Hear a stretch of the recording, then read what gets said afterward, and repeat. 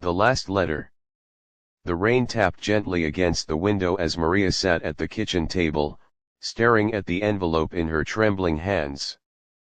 It was old, the edges slightly torn, the ink faded, yet it held a weight heavier than any burden she had ever carried.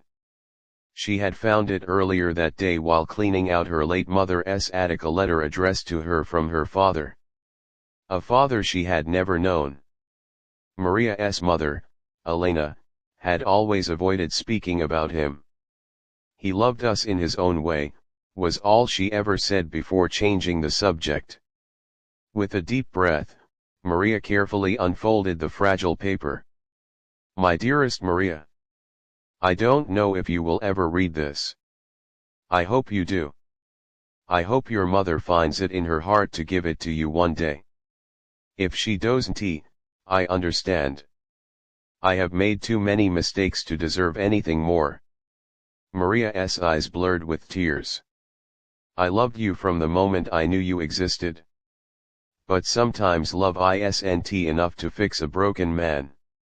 I was too lost, too afraid. I thought leaving would protect you. I thought I was sparing you from my failures. But I see now that I was wrong. I should have stayed. I should have fought for you." Her breath hitched as she read those words. She had spent her entire life wondering why he had abandoned her. Had she not been enough? Had she done something wrong? "I have spent years writing letters I never sent, hoping one day I could face you and tell you how sorry I am. But life is cruel, and time is unforgiving. If you are reading this, then I am no longer here. But know this, my Maria, you were never unloved. You were never unwanted. You were my greatest joy, even from afar." Maria let the letter fall onto the table as sobs racked her body. For years, she had carried anger, resentment, and an unbearable emptiness. And now, in a single moment, she felt both shattered and whole. The past could not be changed. But as she clutched the letter to her chest, she knew the love she had longed for had been there all along. Hidden, unspoken, but real. And that was enough. The recipe of love. In a quiet town, the Fernandez family lived in a cozy house filled with laughter and the aroma of home-cooked meals. Maria, the grandmother, was the heart of the home, always bustling in the kitchen, creating dishes that held generations of love and tradition.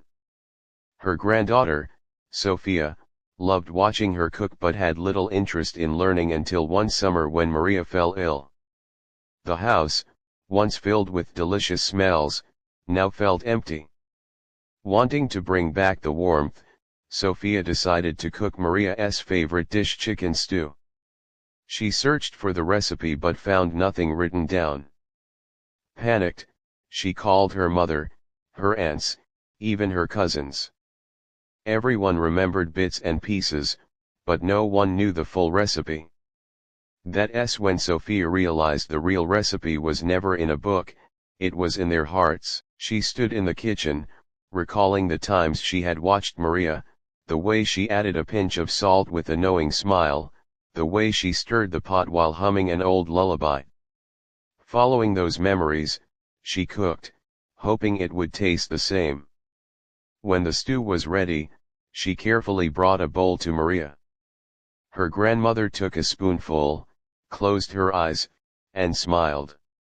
"Just like mine," she whispered, squeezing Sophia's hand. From that day on, Sophia embraced the family tradition, knowing that love, not paper, was the key ingredient to every dish. Would you like me to personalize the story with specific details?